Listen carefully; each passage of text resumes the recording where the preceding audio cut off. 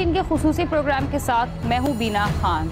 आज हम Orangi town number 5 में आए हुए हैं, जहाँ आज से 1.5 साल कबल एक लड़की जिसका नाम राबिया था, उसके शौहर ने उसको बड़ा बेईमाना तरीक़े से मार दिया, उसको कत्ल कर दिया। उसकी उम्र 19 बरस थी और उसकी शादी को सिर्फ 4 माह हुए थे। आज हम राबिया की फैमिली के पास आए हैं और उनसे पूछेंगे कि क्या वजूहात थी जिसकी बिना पर उसके शौहर ने सिर्फ शादी के 4 माह बाद अपनी ही बीवी का कत्ल कर दिया। शौहर 1.5 साल के बाद अब पुलिस की हिरासत में है और शौहर से भी हम बात करेंगे और ये जानने की कोशिश करेंगे कि उसने इतना इंतहाई कदम क्यों उठाया।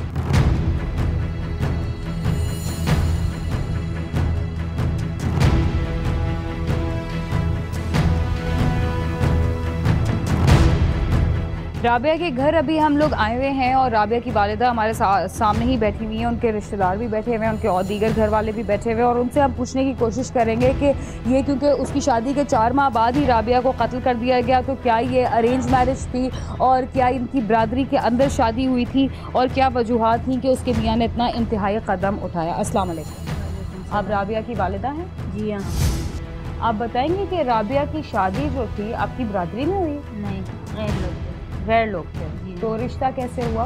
रिश्ता ऐसा हुआ, वो लोग जो है ना, मेरी बहन उसके घर आती जाती थी ना, तो उन्होंने बोला कि जानने वाले थे आप? जानने वाले थे, हाँ। आप लोगों ने पहले देखा हुआ था उनको? नहीं, पहले नहीं देखा था। लड़के को भी नहीं जानते थे? नहीं। अच्छा, शादी के कितने अरसे बाद पता लगा कि ये गलत कामों में है? ये जो है ना, फिर आहिस्ता आहिस्ता हमारे को पता लग गया, महीने 2 में पता लग गया कि ये जो है ना ऐसे लोग हैं। और इधर हमारे सामने जो है ना उसके साथ सही था, सब सही थे, और फिर उधर घर जब जाते थे तो उसको मारते थे और पीटते थे। राबिया ने कभी आपको शिकायत की कि ये मुझे मारपीट करता है? कभी भी नहीं किया। जिस दिन उसको कत्ल कर रहा था उस दिन मेरे को उसने बोला है कि मेरे को बिल्डर इतना मारता है, रहंगुल, और कोई भी मेरे को जो है ना छुड़ाने वाला नहीं है। तो फिर जो है ना मैंने उसको बोला कि मैं जो है ना सिर्फ आ जाऊँगी और आपका फैसला मैं करूँगी। मैं कमिश्नर के घर में गई काम के लिए, 5 दिन हुआ था मेरे को। मैं जब उधर थी और रात को 1 बजे को फ़ोन आया कि राबिया का इंतकाल हो गया और उसको कत्ल किया लावारिसों की तरह। मेरे को अभी इंसाफ चाहिए बस। अगर ये भी गुनाह होता ना तो अपना गुनाह जो है ना साबित करता आ जाता। रोज़ रोज़ हमारे को धमकी देता, फ़ोन करता था, गाली देता था, बुरा बुरा। बच्ची को भी, हमारी बच्ची को भी कत्ल किया और गाली भी देता था। उसके खानदान वालों ने कभी मार पिटाई पे रुकावट नहीं की कि ये क्या करते हो बेटी? नहीं, वो जो है ना बोलते थे कि रामपुर मेरे को मारता है, ऐसा मेरे को मारता है और कोई जो है ना छुड़ाने वाला नहीं है, कोई भी नहीं छुड़ाता है मेरे को। मैं बिल्कुल अकेली हूँ, मेरे को ऐसा। अगर 4 महीने की शादी तो बिल्कुल नई शादी होती है ना, तो वो 4 महीने में क्यों, मतलब फ़ौरन ही उसने शादी के मारपीट शुरू कर दी? हाँ, और वो जो है ना 2 माह का बच्चा भी पेट में था। प्रेग्नेंट भी थी? 2 कत्ल किए। तो 3 बजे हमारे घर से चली गई और शाम को जो है ना उसको कत्ल किया। इन्होंने झगड़ा किया और आपको फोन करके क्या बोला? और मेरे को बोला कि मेरे को तो मेरे बेटे ने फ़ोन किया कि राबिया की तबीयत सही नहीं है।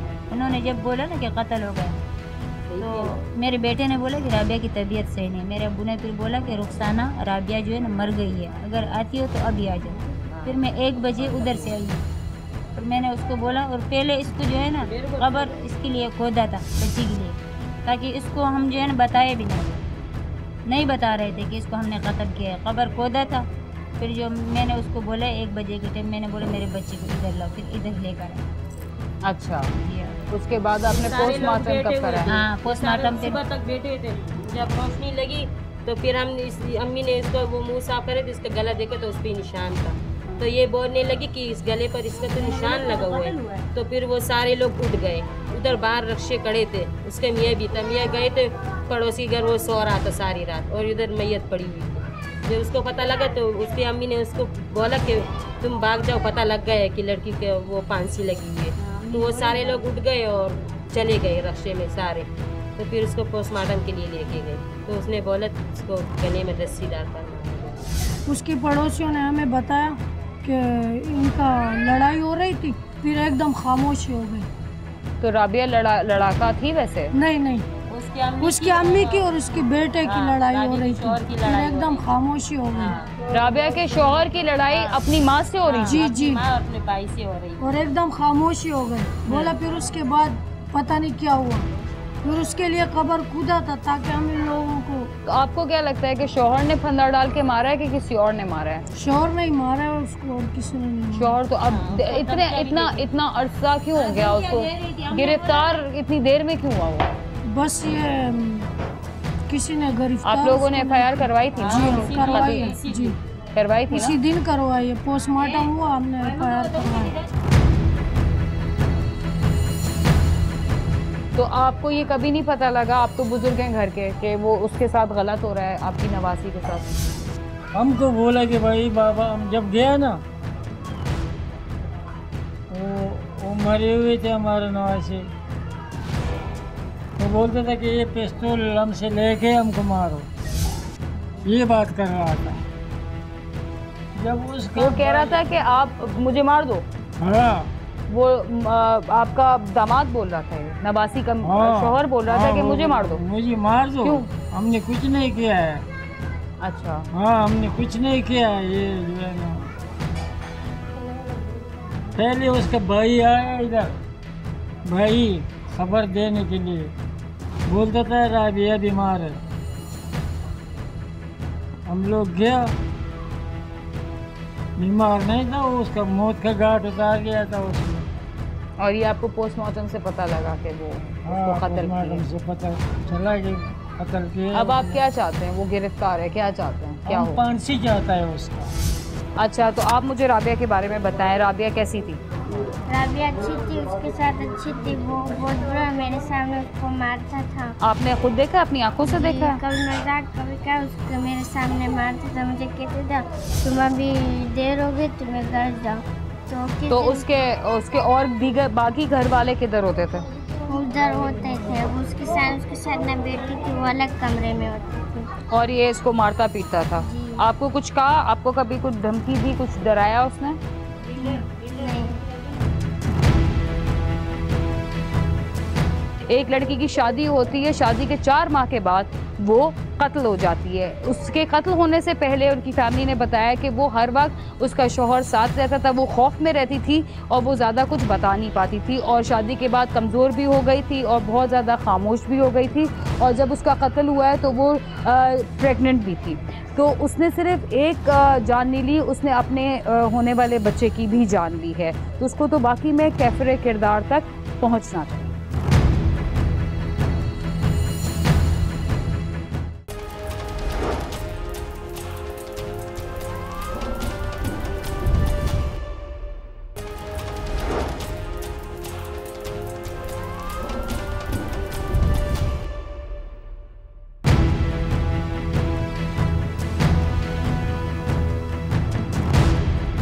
फरवरी 2013 को 19 साला राबिया को उसके शौहर ने मुबैना तौर पर कत्ल कर दिया।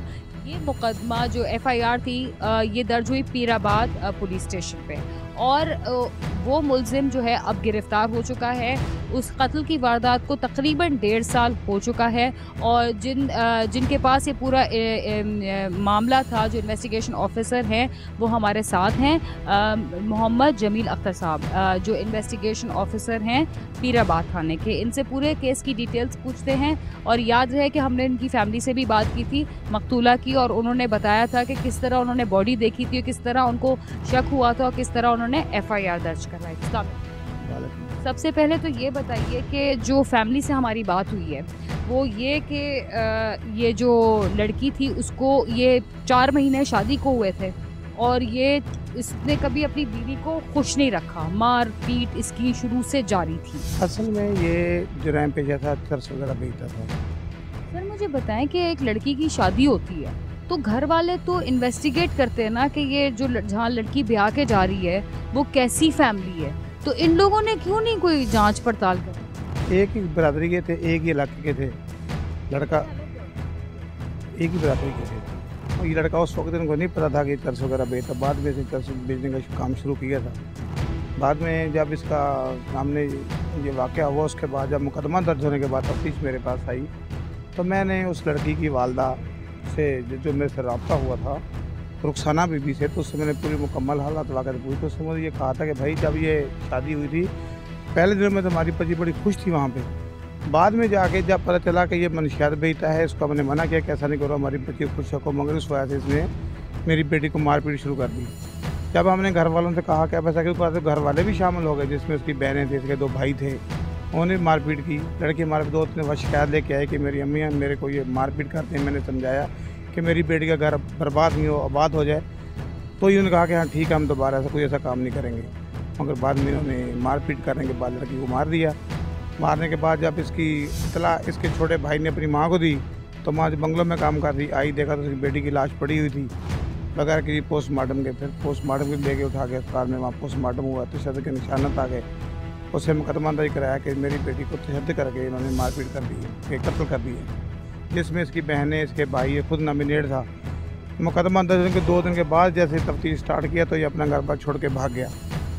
ताला लगाया, छापे मारे गए, कुछ पता नहीं चला। एंड पे जब हमने इसको जहाँ मुर्गिया ने मुझे कहा, मैं जाके छापे मारता रहा, कुछ पता चला। उसने मुझे कहा जी कि आप फिर इसका चलान करें, जब अल्लाह मदद करे कहीं पकड़ा जाएगा फिर गिरफ्तारी कर लेंगे। तो ये मुझे 2 दिन पहले पता चला कि ये मुलज़म यहाँ गिरफ्तार हुआ डकैती में, और मैं आज इसी गिरफ्तारी के लिए यहाँ।